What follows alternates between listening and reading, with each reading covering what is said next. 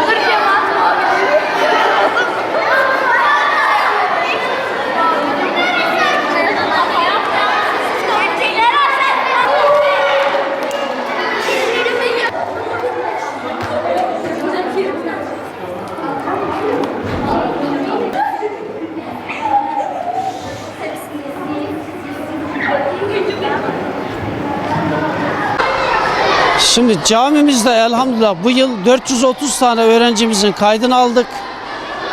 Yüzlerce öğrencimizi burada misafir etmekten onur duyuyoruz, şeref duyuyoruz. Buradaki faaliyetlerimiz zaman zaman kitap okuyorum programı yapıyoruz öğrencilerimize yönelik. Yine öğrencilerimiz de sabah 8'de tekvando kursuna geliyorlar. Camimiz alt katında bulunan gençlik merkezimize 8'den 10'a kadar tekvando sporuyla uğraşıyorlar. 10'dan 12'ye kadar camimize alarak Kur'an eğitimine devam ediyorlar. Diğer bir grupta 10'da geliyor, 12'ye kadar Kur'an kursuna devam ettikten sonra yine tekvando kursuna devam ediyor.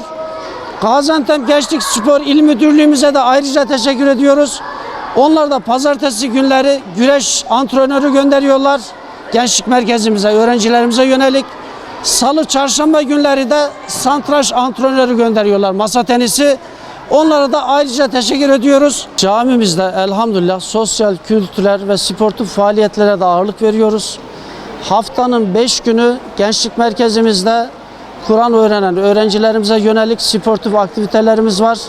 Zaman zaman hayır sahiplerimizin ikramları oluyor. Dondurmadır, kektir, pastadır, meyve suyudur şeklinde. Yine öğrencilerimize yönelik gezi ve piknik gibi planlamalarımız var. Yine öğrencilerimiz haftanın belli günleri kitap okuyorum programında kendi aralarında kitap teatisinde bulunuyorlar, fikir teatisinde bulunuyorlar. Ayrıca öğrencilerimiz kendi aralarındaki bu sosyalleşmenin, arkadaşlık edinmeleri, kardeşlik bağlarının güçlenmeleri içerisinde onlara Gençlik Spor İl Müdürlüğümüzden gelen antrenörler vasıtasıyla sportif ve kültürel faaliyetlerimize devam ediyoruz.